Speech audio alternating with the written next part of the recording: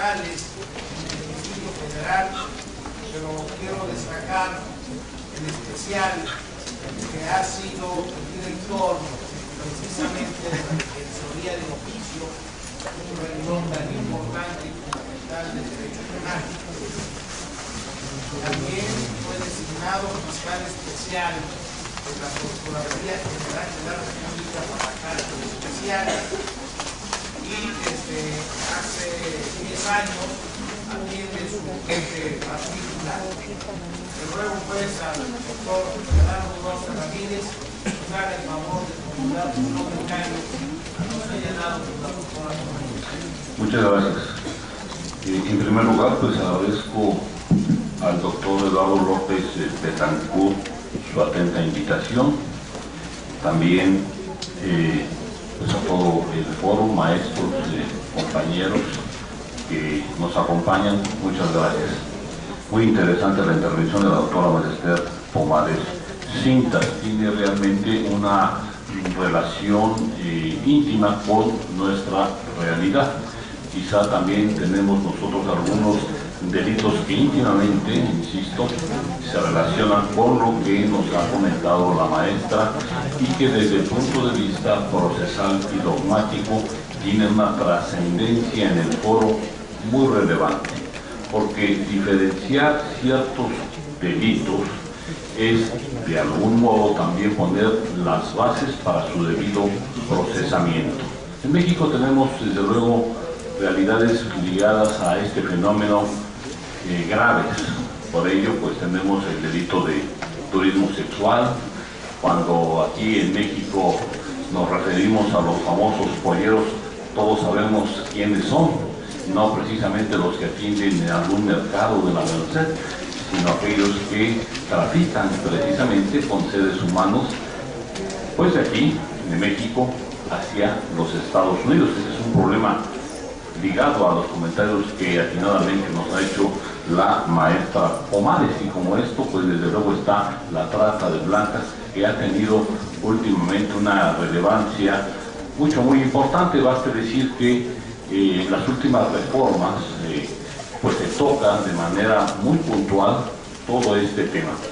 No solamente la ley que estamos comentando, concretamente la Ley General para prevenir, sancionar y erradicar los delitos en materia de trata de personas, sino también muchos otros. Se ha incluido como parte de los delitos de la delincuencia organizada en una reforma posterior a la misma. Se ha incluido como un delito en los que oficiosamente no hay ninguna clase de beneficio para obtener la libertad bajo caución en una reforma posterior a la Constitución en su artículo 19, es decir, una reforma posterior a toda esa gran modificación que se está realizando al sistema de justicia penal y concretamente relacionada con la trata de personas, impide a quien trafique, a quien realice este ilícito, obtener en el renovado modelo el beneficio de la libertad bajo caución, pues ellos tendrán oficiosamente, siguiendo la terminología del constituyente, o prisión preventiva. De tal suerte que es un tema que realmente a todos los juristas nos inquieta, porque diferenciar siempre, ya sea desde el punto de vista dogmático, ya sea desde el punto de vista procesal, estas figuras pues nos llevan a una mejor aplicación precisamente de la ley criminal. A mí me parece que de las cuestiones que hay que destacar dentro de la interesante conferencia que ha mostrado, que nos ha hecho el honor de señalar la doctora, pues está bien jurídicamente tutelado. Realmente entre la trata de personas o de migrantes y la trata de blancas, como comúnmente también se le conoce, pues sí hay diferencias palpables. Y en el bien jurídicamente tutelado creo que está el quid, la parte quizá más relevante. Es muy diferente, desde luego no quiero decir que sea de ninguna manera algo que podamos ver con simpatía, pero sí es muy diferente el traslado de una persona, el traslado de un ser humano con este tipo de modalidades, y que España recoge en el capítulo de delitos contra los derechos de los ciudadanos extranjeros y lo que viene siendo el bien jurídico de la trata de personas, que se refiere fundamentalmente a la ofensa que se hace a la libertad, a la dignidad del ser humano, que va dirigida a los grupos más vulnerables y que lamentablemente en México, pues, al igual que en una gran cantidad de países y en la Unión Europea, son una realidad. Realmente me parece que esta diferencia y algunos aspectos subjetivos del tipo que la maestra ya ha señalado dentro de su conferencia nos pueden dar la diferencia y el grado de, digamos, sanción y gravedad que establecen las leyes. Porque de no ser así, se pueden llegar a confundir estas dos figuras con resultados muy negativos. Porque si no tenemos esta diferenciación, la impunidad también puede llegar a asomarse. Hay que diferenciar. Desde luego, México, que como ya he referido, pues tiene legislación ligada a estos aspectos, no tiene un capítulo como aquel que señala sobre los delitos contra los derechos de los ciudadanos extranjeros y que, como atinadamente lo comenta la doctora, pues raya en el derecho penal del enemigo. Aquí se han formulado muchos comentarios en contra de esta famosa beta del derecho penal del enemigo que se atribuye al jurista alemán Gunther Jacobs, y bueno, las opiniones han sido muy diversas y lo seguirán siendo. Recordemos que este derecho se recrudece su estudio no solamente a raíz de los comentarios de Jacobs, sino al ataque a las Torres Gemelas de Nueva York de 2011, en donde pues se crean una serie de normas en contra de personas de extraordinaria peligrosidad, pero que acarrean también aspectos de discriminación. Y ahí pues está quizá el punto más criticable a el derecho penal del enemigo. Y no solamente cuando se discrimina con base en cuestiones étnicas, con base en este tipo de elementos que deben de quedar fuera del derecho ante la igualdad, ante ese ideal de la igualdad del hombre ante el derecho, sino también el problema que creo quiero tocar de manera muy somera, es que ese derecho penal del enemigo, y lo vivimos aquí en nuestro país, gradualmente va avanzando hasta alcanzar al derecho de los ciudadanos. Y uno se preguntaría, bueno, ¿cuándo vamos a parar? ¿Cuándo existirán más y más leyes que de alguna manera puedan acotar este derecho? Porque lo vivimos en México. Ley Federal contra la Delincuencia Organizada es un catálogo de normas que evidentemente cumplen con todas las características de un derecho penal del enemigo. Y esto no es un halago, todo lo contrario.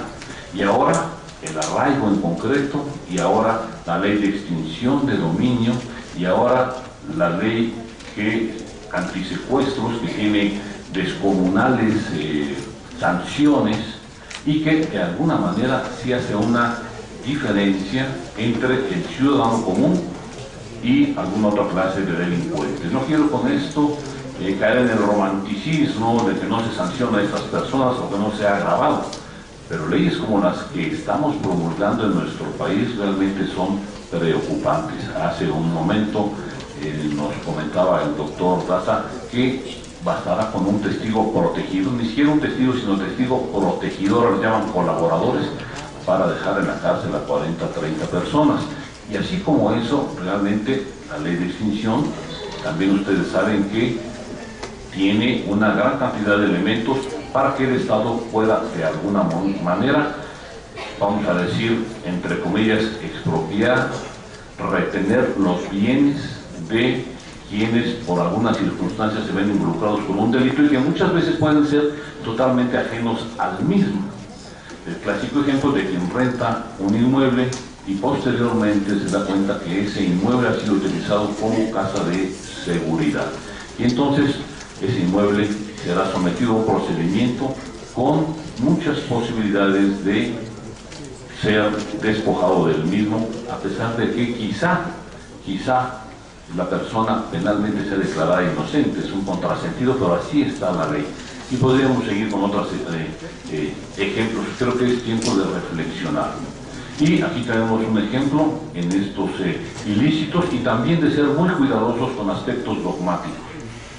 Diferenciar el bien jurídicamente tutelado y aspectos subjetivos del tipo penal, creo que puede ser la diferencia entre simplemente el delito de trata de inmigrantes y el delito de trata de personas, y me parece que es el quiz que debemos de cuidar aquí en nuestro país.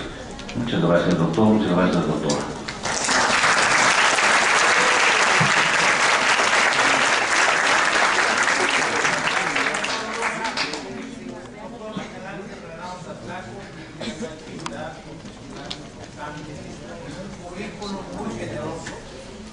Y ha sabido combinar sus conocimientos en el ámbito punitivo como en el campo del derecho electoral. Ha sido egresado con los máximos honores de doctor en Derecho y en Ciencias Políticas en ambas facultades. Por supuesto, destaca su gran cantidad de obra jurídica y su actividad en diversos campos, sobre todo sustentados en la materia de derecho penal y derecho electoral mexicano, donde su obra es fundamental para los campos de investigación. Es miembro de la Barra Nacional de Abogados e imparte clases de materias en la misma facultad sobre amparo en materia penal, técnicas legislativas, instrucción magisterial y seminario para la obtención del grado de maestro. Formó parte del concurso para designar al Procurador General de Justicia en el Estado de Tlaxcala. Y entre otras cosas también es miembro fundador de la Academia de Escritores de la Universidad Abierta de esta facultad y ha ocupado cargos relevantes, sobre todo en el tema de la Dirección General de Asuntos Jurídicos de la Cámara de Senadores y director de la unidad del secretariado del Instituto Electoral del Distrito Federal. Le vamos a rogar al doctor Miguel Ángel Granados Atlaco nos haga sus comentarios de esta manera. Muchas gracias, doctor. Bien, pues buenas tardes a todos los presentes. Primero que nada, quiero agradecer esta oportunidad de platicar con ustedes al doctor Eduardo López Betancourt, quien, pues, a la más mínima provocación nos pone mal ejemplo a todos los académicos, organizando este tipo de eventos, trayendo a gente de tan alto valor, gente tan valiosa en el ámbito académico, el ámbito penal, de Allende, el Océano Atlántico. Y decirle que para mí es un placer compartir con él esta mesa, este espacio, y agradecerle también infinitamente la confianza de poder dirigirme a su auditorio, a su público. Agradecer a la doctora Maritza Pomares también su presencia, así como conjunto a todos sus colegas españoles. Creo que ellos engalanan nuestra universidad con su presencia y es una situación recíproca. Nos gusta recibirlos aquí, por supuesto, y también nos agrada que ustedes tengan una dimensión clara de lo que representa esta universidad, que es la más importante de toda Latinoamérica. Bien, escuché con mucha atención lo comentado por la doctora Pomares y realmente creo que estamos ante un problema muy serio. Y hay que lamentarnos, por supuesto, como sociedad porque esto suceda. ¿Dónde queda la dignidad humana en esta clase de delitos? Cuando hablamos de la trata de personas o de trata de seres humanos, que me gusta mucho más la expresión, por supuesto, me pongo a reflexionar y digo, ¿hasta dónde es capaz el hombre de llegar contra sí mismo? Si ustedes se fijan, los grandes avances científicos y tecnológicos pues tienen mucho que ver con una vida moderna, una manera de ver distinta esta cotidianidad. Pero cuando se trata de fastidiar el hombre al propio hombre, la imaginación alcanza límites insospechados. Yo los invito a que visiten aquella muestra sobre la tortura que tenemos en esta Ciudad de México, y ojalá la doctora se dé su tiempecito de ir por allá. Es impresionante esa capacidad que tiene el hombre de dañar al propio hombre. Aquella frase de Homo lupus homini, que el hombre es el lobo del hombre, parece ser tan vigente en el día a día. Y esto precisamente lo podemos ver en este tipo de delitos.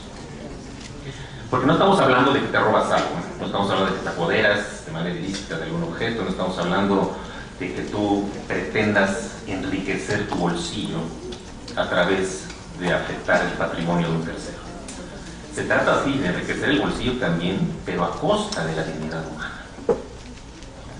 Y esto es algo que tendría que espantarnos, porque además de lo que lo estamos comentando seguramente está sucediendo.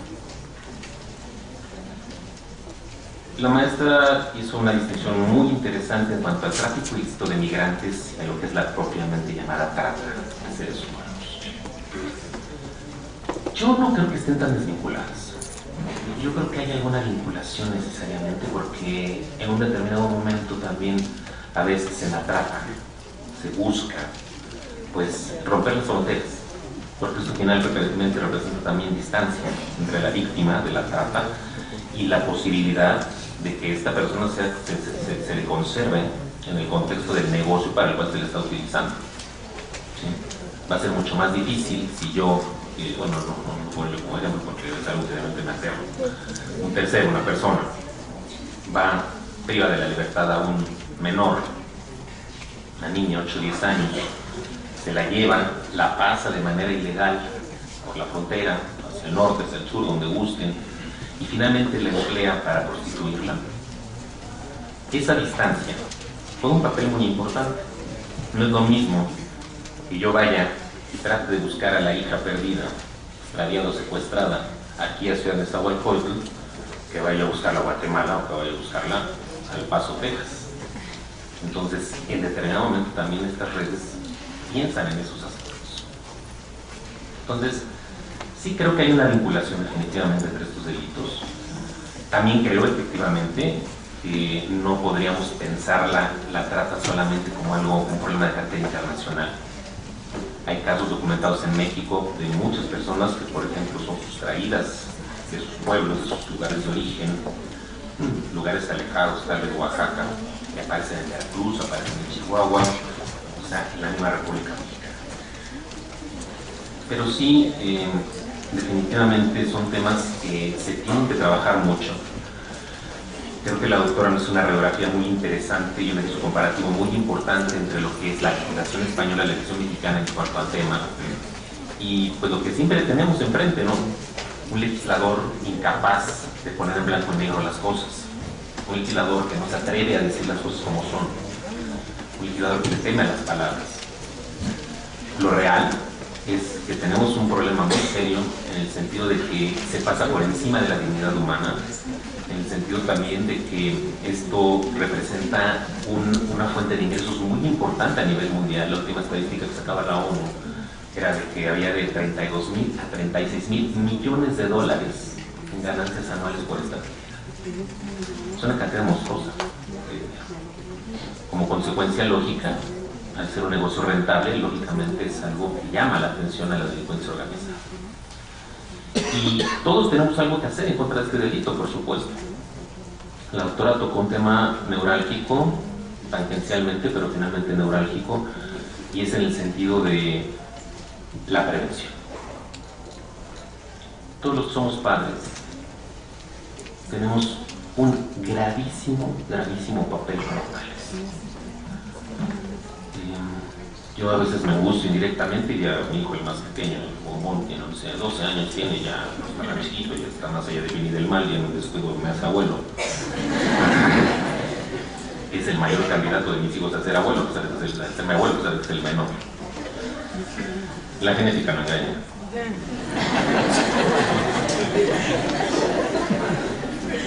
Me sigue preocupando que vaya solo al baño a sus 12 años de edad en cualquier lugar público.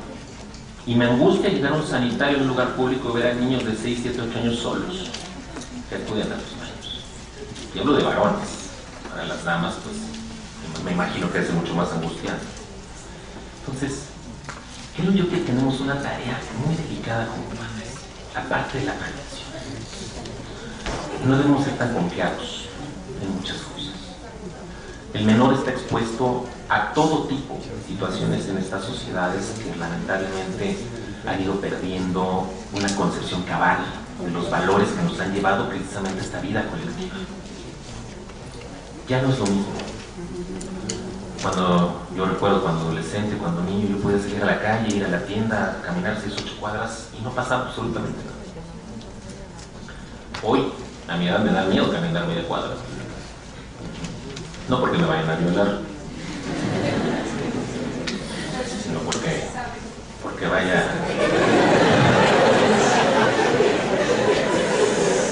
a querer utilizarme para otro tipo de trato. No por otra cosa. Lo cierto es que sí necesitamos nosotros pensar también en esta visión más global. La globalización se ha entendido como un fenómeno estrictamente económico, pero lo cierto es que la globalización también ha llevado a otros fenómenos, como el caso de la delincuencia, también a ser una delincuencia altermundista, en esta visión que se tiene de la evolución de la aldea global, la ruptura de fronteras. Lo hemos sucedido con la delincuencia. Y las redes delincuenciales tienen límites insospechados y yo no dudaría ni tantito que hubiera mexicanas siendo explotadas en este momento sexualmente en países del Oriente. No me extrañaría por Hong Kong, Taiwán, etc. Esto también derivado de a veces el engaño. A muchas chicas se les engaña con el sueño de salir de la pobreza, con el sueño de lograr algo económicamente, a través de promesas, de falsas promesas, en la actuación, en trabajos aparentemente honrados, pero que resultan y que derivan en cuestiones completamente ilícitas. Y esto es parte otra vez también de la importancia de cómo educamos a nuestros hijos, porque muchas veces la forma más fácil de acceder a lo que queremos llamar el éxito, o lo que queremos llamar la bonanza económica, es a veces esa ruta, una ruta que lleva a conductas ilícitas, que lleva a complicidades calladas, en ese sentido, y que pues es algo que también tenemos la obligación de romper. Y también coincido con la doctora en algo muy importante, las definiciones legales. El Código Penal está plagado, el federal, el DF, el que ustedes quieran, van a estar plagados de estas acepciones que el propio legislador muchas veces ni siquiera sabe qué connotación o qué alcance quiere darles. Esto es algo que también tenemos que exigirle a quienes se dedican a hacer leyes. No queremos que sepan leer y escribir porque ya probamos que no lo saben hacer. Pero sí que se rodean de la gente que sí sabe hacerlo, la gente que sabe leer y escribir, la gente que conoce. Yo aquí, abusando de la presencia de mi querido amigo el doctor Carlos Daza, como presidente del Colegio de Profesores de Derecho Penal, yo como su secretario, no le guardo ningún secreto a él, pero soy su secretario. Que recuperemos ese espacio, decirles, señores, esto es lo que opina un colegio de profesores de la universidad, porque estamos cansados de que se legisle sobre las rodillas, estamos cansados de que lo hagan por intuición o por moda. Esto es lo más grave todavía, ¿no? De repente la moda, y tiene mucho que ver, doctora, con el tema de la punibilidad. Caso mexicano, caso del Código Penal para el DF, se sanciona con mayor severidad la privación legal de libertad en la modalidad de secuestro que el homicidio. Y esto es algo que nos lleva a pensar otra vez en el gran problema del principio de proporcionalidad. ¿Cómo es posible que sanciones con mayor severidad un delito que agrede un bien jurídico tutelado, que es la libertad personal, contra otro que la agresión es contra nada más y nada menos que la vida misma? Entonces, esta ruptura del principio de proporcionalidad obedece también de repente a odas. ¡Ay! Hay mucha trata.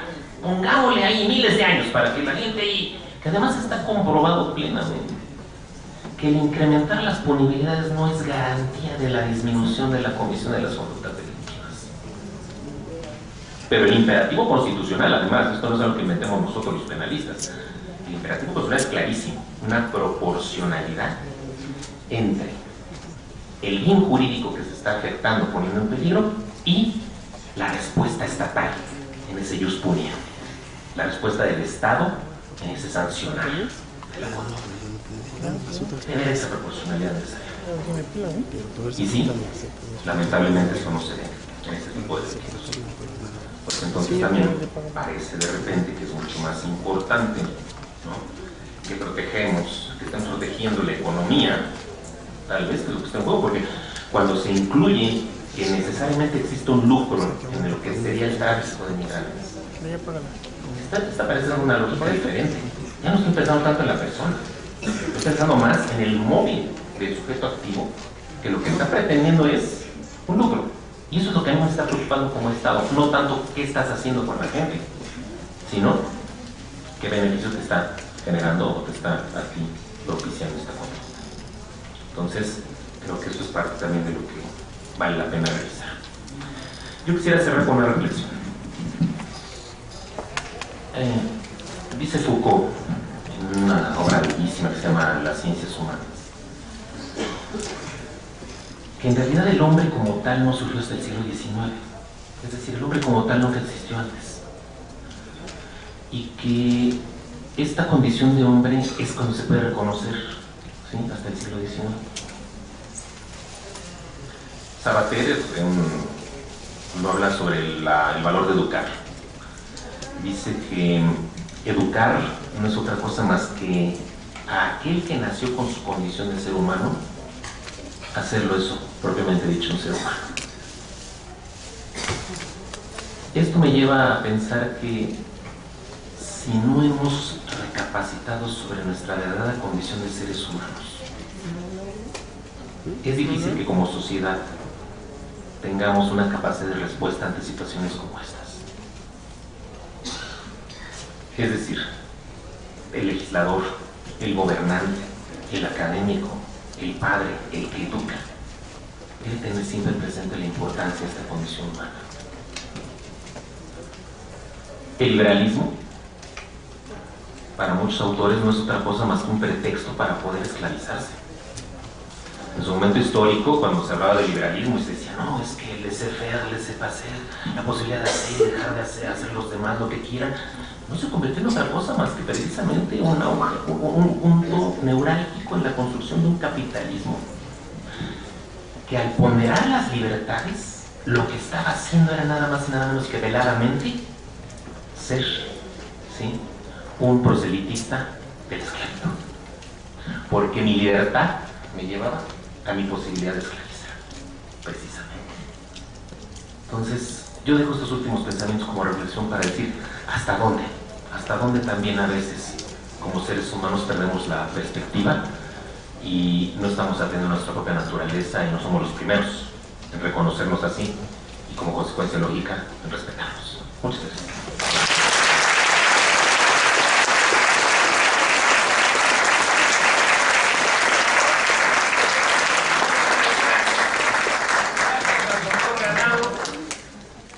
Hay varias preguntas, voy a leerlas y rogarles a la doctora Pomares, por supuesto al doctor Loza y al doctor Anado, pero de igual manera al doctor Gonzalo, a Javier, a Carlos Daza, si desean opinar sobre las preguntas, desde luego lo hagan para enriquecer más este sitio.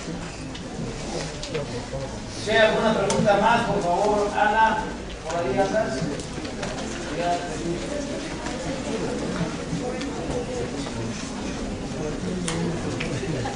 Esa, pueden platicar ayuda, si les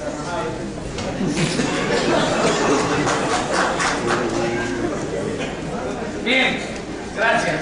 Las preguntas. Doctora Pomares, comentó el término no persona. ¿Quiere decir que en la Unión Europea puede ser legal la esclavitud o trata de seres humanos por el hecho de ser inmigrantes indocumentados? Doctora Pomares, aquí en México recibimos por regla general muy bien a los extranjeros. Ahí están los destacados maestros españoles de la República, la colonia judía, no se diga árabes, donde tenemos entre ellos al hombre más rico del mundo. ¿Qué opinión le merece la conducta mexicana? Doctora Esther, felicidades. Además de guapa, es muy inteligente. Es para el aplauso.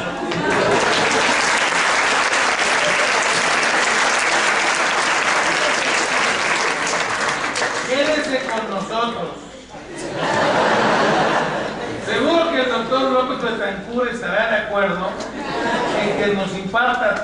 de inmediato. ¿Acepta? Por favor, díganos sobre esta solicitud. Su alumno admirador. ¿En qué? Los alcahuetes. Me debo comportar. ¿En qué manera influye la falta de diferencia mayor en las penas en cuanto a los delitos de tráfico y trata de personas por cuestiones de discriminación, xenofobia y corrupción en el Estado mexicano? ¿Por qué no se toman medidas para evitar que las personas tengan que salir de sus países y ser objeto de trata de personas? ¿Qué medidas podemos tomar para combatir los flujos migratorios sin afectar tanto al migrante? Para comentar un caso vinculado con España, doctora Comares, es ampliamente sabido que el Imperio Inditex, las famosas tiendas Zara, muy prestigiosas en México, realizan sus prendas explotando mujeres en semi-esclavitud en Europa, del este y otros países. Como bien decía, solo se pone de relieve la explotación sexual y la laboral casi no es tomada en cuenta. ¿Qué se puede hacer al respecto? Culturalmente es impedimento la unificación de la ley para tratar el delito de trata de personas o el tráfico ilícito. Bien, adelante, doctora Comares, si eres tan amable.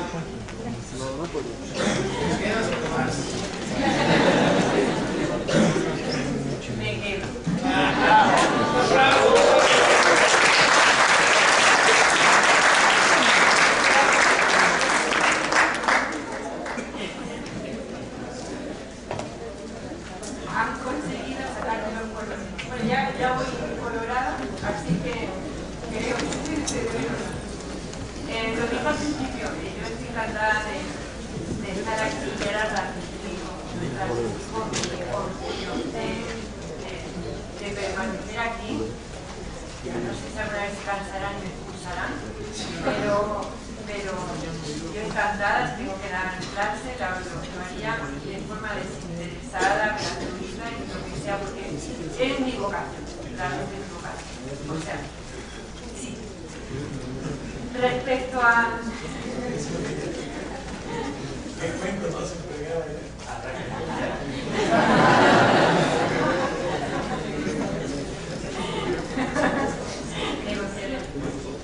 Bien, pero desinteresadamente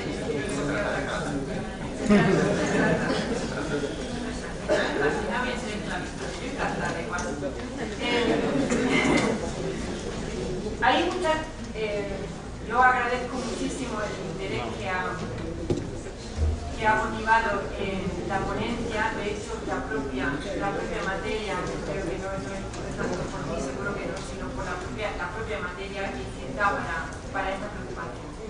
Creo que son tantas cosas que he leído. La primera era si claro, que es verdad, con el trato de una persona, que si la Unión Europea es legal esclavizar a un inmigrante indocumentado o de someterle a cualquier otro tipo de explotación.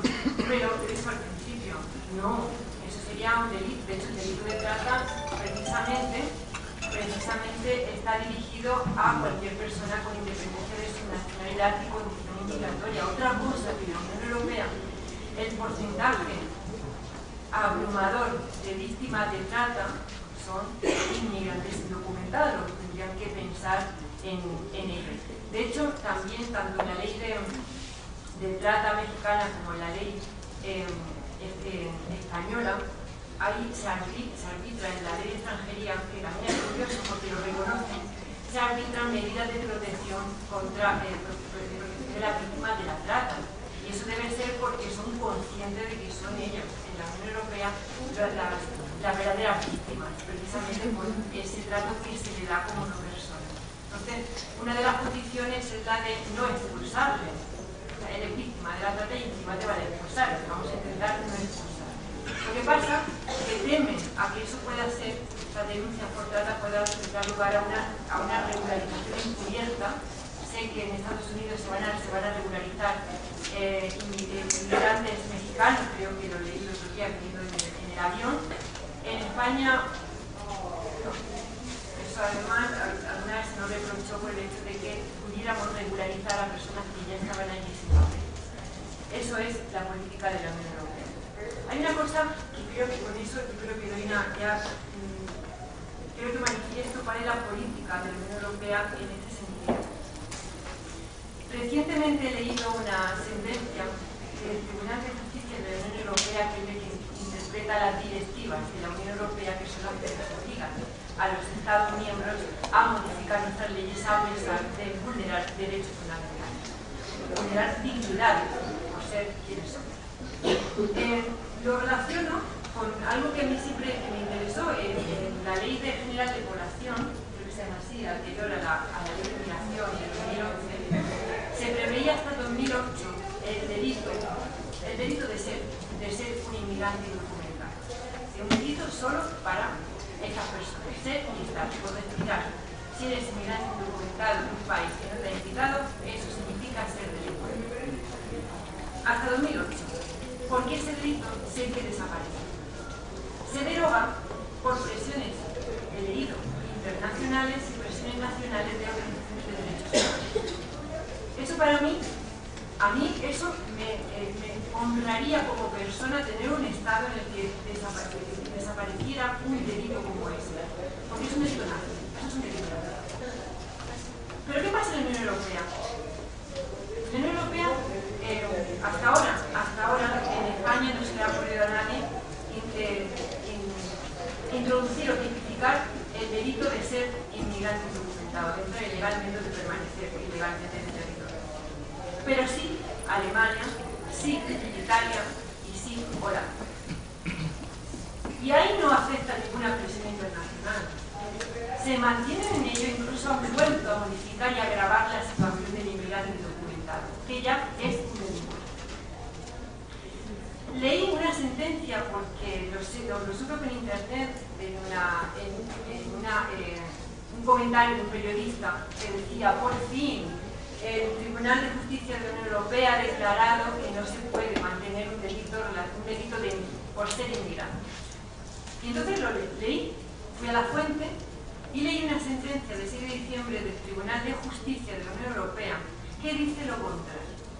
Y dice lo siguiente: no es incompatible mantener en la Unión Europea, o sea, no es incompatible con el derecho de la Unión Europea tipificar un delito solo referido al inmigrante indocumentado.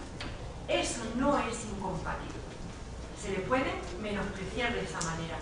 No es incompatible con la democracia de la Unión Europea, que me parece que ganó el Nobel de la Paz, me parece últimamente, por eso de ser, no sé qué quiera demostrar que es. ¿Qué es? Xenófoba absolutamente. Pero esto además dice lo siguiente: lo que sí es incompatible con el derecho de la Unión es aplicar una pena que obstaculice el procedimiento de expulsión. Es decir, vamos a imaginar que hay un inmigrante indocumentado que ya que ha cometido el delito por ser quien es, por ser y respirar en ese territorio que ha invadido y que ya está, que es objeto del procedimiento de expulsión. Previamente se la ha encerrado en centros de internamiento especializados para extranjeros, solo para extranjeros. Eso suena a un campo de concentración. Bien, pues mientras está a la espera, dice el tribunal, por favor no le pongan una pena de arresto domiciliario, porque eso sí me está obstaculizando la expulsión. Cuanto antes desaparezca del territorio de la Unión Europea, mejor. Eso es, hoy por hoy, de 6 de diciembre de 2012, la política de la Unión Europea en torno a esta figura de no persona, que es precisamente el factor de debilidad.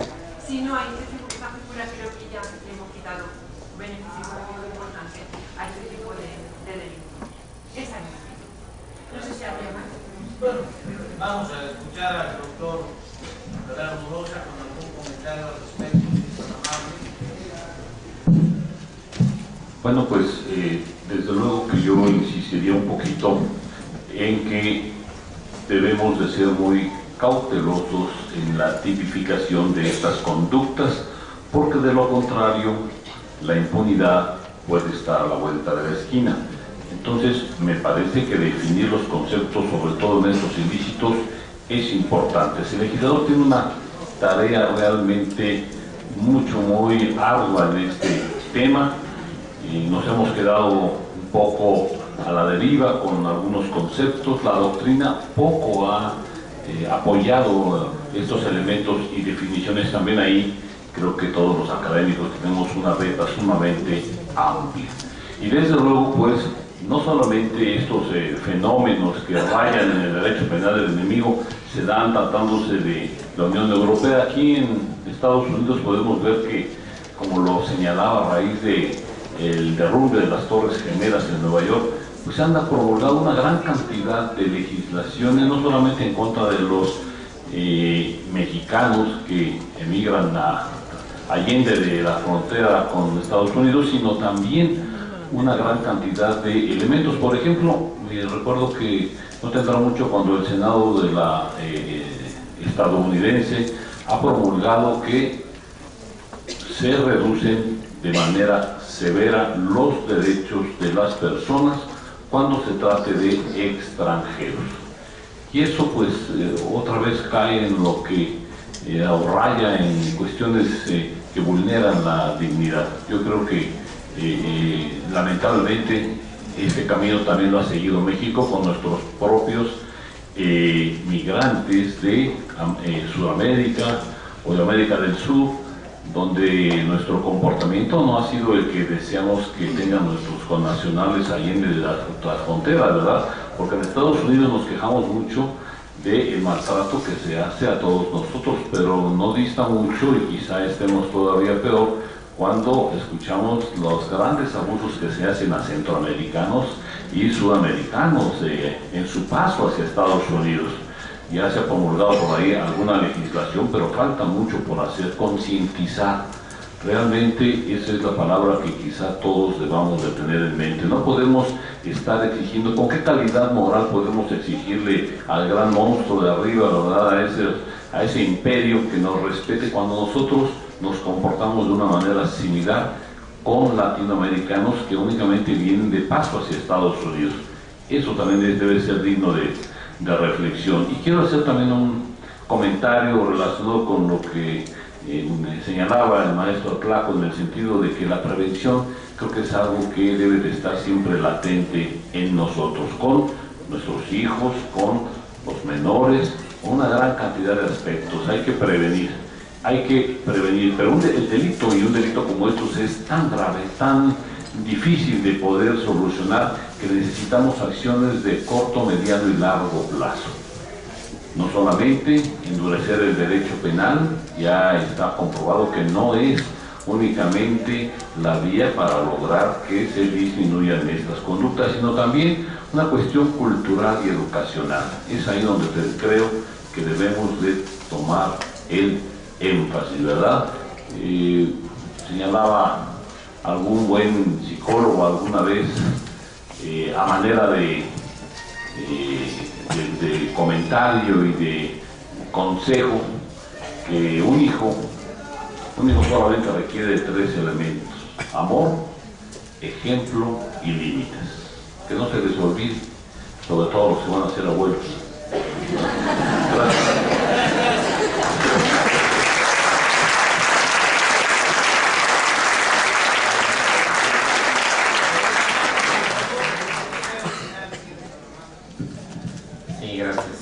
Bueno, efectivamente creo que la doctora fue muy enfática en su comentario. O sea, no aludió a lo mejor se malentendió en relación al hecho de que el migrante podría ser calificado como no persona. En realidad lo que sucede es que, digamos, desde la perspectiva de cómo se está regulando el fenómeno, sí se le está tratando de manera inferior, como un subhumano. Pero esto me trata a mí, me recuerda algo súper interesante que acaba de pasar en el Distrito Federal, precisamente en relación al Código Penal para el DF, ahora en cuanto a lo que es el maltrato a los animales. Que esta es otra parte que también a mí de repente me genera un poco de conflicto, porque digo, cómo a veces nos preocupamos más por los animales, que además, como los califica la ley, los animales no humanos, que es una cosa maravillosa, el animal no humano, o sea, ¿cómo ves problemas por los animales humanos que por los animales humanos?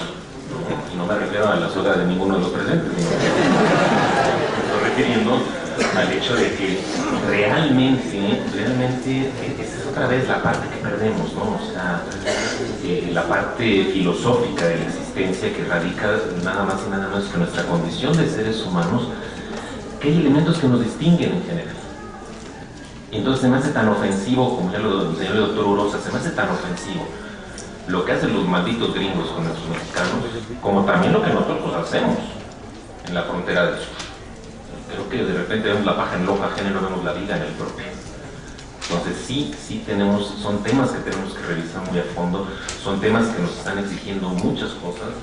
En el ámbito internacional, particularmente la experiencia que nos transmite la doctora Pomares, bueno, es una experiencia que también hay que agregar un matiz desde la perspectiva del derecho internacional. La Unión Europea está sometida, ¿sí?, a un pacto integracionista, y nosotros los mexicanitos nos hemos sometido a una serie de tratados internacionales en los que lo único que hemos hecho es subyugarnos a los intereses económicos de otros países. Eso hay que decirlo también, porque como consecuencia lógica, dada la incapacidad que tenemos en el plano productivo y en el plano tecnológico, pues esto nos hace quedar subyugados plenamente. Y como consecuencia lógica de eso también viene el fenómeno de la mano de obra barata, de la mano de obra que, claro, ellos la necesitan, por supuesto, ¿no? Recuerden, y quiero evocar simplemente de manera rapidísima aquella película de Un día sin mexicanos. Sí, pero invariablemente cada país tiene el inalienable derecho de definir ese tipo de políticas. Y entonces, si estamos supeditados económicamente, pues es algo que tendrá que seguir sucediendo, es algo que va a seguir sucediendo. Entonces tenemos que buscar la manera menos gravosa para nuestros nacionales. Claro, en un mundo perfecto tal vez lo ideal sería que todos tuvieran trabajo y no hubiera necesidad de salir o de emigrar. Esa es la realidad, y es lo que pasa en Europa. Europa, el problema que tiene es una migración terrible en toda la parte de África. Están llenos de los africanos, o sea, por todos lados, que eso fue lo que obligó a reconocer las políticas migratorias de toda Europa, ¿no? Ya no hablamos de las reservas también en relación a lo que fue la integración de otros países a la Unión Europea, que derivó también en esta crisis económica por la que están atravesando algunos de sus miembros. Pero sí, quisiera yo también sumarme al hecho de que la doctora Pomares fue muy clara en lo que había manifestado, y también sumarme al hecho de que ojalá se quede con nosotros. Gracias.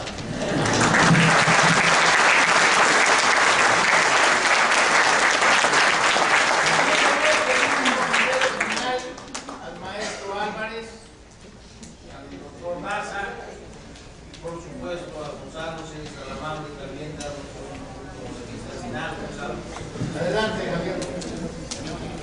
Muy brevemente, miren, en materia de tráfico de drogas, uno de los cambios más importantes que se ha producido en los últimos años ha consistido en afirmar la corresponsabilidad de los países consumidores junto a los países productores en materia de drogas. Lo que significaba, entre otras cosas, en el ámbito de la política internacional, el intentar terminar con la política de certificaciones que lo han acabado Estados Unidos y la política de seguridad nacional, y poner encima de la mesa esa responsabilidad fundamentalmente de Estados Unidos y de la Unión Europea en materia de drogas. Lo llamativo es que en materia de prevención y por lo que se refiere a trata, no se ha puesto esto con la suficiente energía sobre la mesa.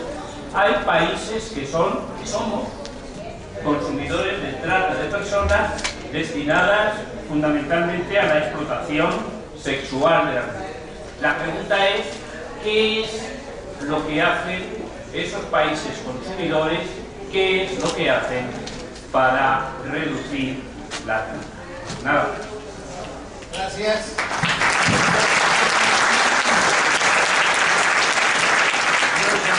Para felicitarte, Esther, porque cuando uno ve a los alumnos tan metidos en el tema, cuando se pone en su puesto de hecho, y ahí se refiere la problemática, pero para mí es la mejor forma de poder tratar temas tan complejos. Segundo, nos declaramos, Francisco y yo, unos cerdos. No.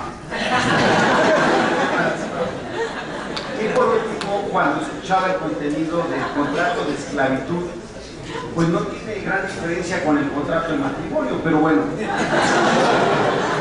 ya para relajar, ya la hora es muy avanzada.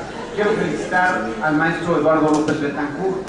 La verdad, yo creo que a veces no le damos el reconocimiento que se merece nuestro maestro de maestros, como le llamo yo, porque él es el que creó toda esta estructura, va a España a traer a los grandes maestros y son los que intercambian estas ideas, el derecho comparado, manejar lo que se maneja en nuestra legislación, y en España creo que es muy loable, y quiero que reciba un fuerte aplauso con ustedes.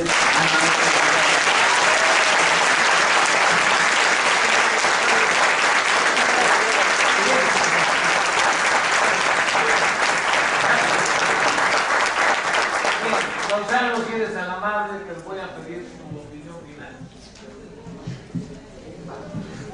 Final por ahora, nada más. Entonces, yo quería abundar en la misma línea que ha señalado Javier Álvarez, viviendo como vivo en un país que ha sido y sigue siendo consumidor de mano de obra y de origen procedente de trata, tanto mano de obra como explotación sexual, que decía, ¿qué se puede hacer en los países consumidores para no crear encima factores criminógenos nuevos cuando se intenta luchar? Es decir, cuando, por ejemplo, las muchachas prostituidas en las carreteras españolas por mafias de la Europa del Este tienen que adentrarse en la decisión de hablar con la policía y decir, mira lo que me está pasando, tienen que pensar en que la primera consecuencia será que posiblemente les protejan del proxeneta que las va a buscar y a golpear, pero que seguramente arriba seguido va a la expulsión. Entonces, claro, ese es un primer problema que además se inscribe en un tema distinto, que es la lucha contra la prostitución en España, con las cosas más cínicas, vergonzantes e hipócritas que se han hecho nunca. Pero bueno, eso sería ya para otro simposio. Y en cuanto a la situación laboral, no creo yo que la solución sea la prohibición de contratar a nadie que haya entrado ilegalmente en el país. Otra, porque todo lo que se hace es, como tiene esa prohibición, irá al trabajo sumergido directamente, aumentar la economía negra y ser todavía más explotado. Y luego, claro, cuando aparece la noticia, en un sótano en la ciudad de Alicante, 27 inmigrantes clandestinos chinos muertos por intoxicación, por falta de aire, explotados en situaciones inimaginables de esclavitud, ¿no? ¿Por qué? Bueno, porque tampoco podían acceder al mercado de trabajo normal. Es decir, que los países consumidores deben de pensar bien lo que quieren hacer, porque de ellos, aquí como en la droga, depende absolutamente de la subsistencia del mercado.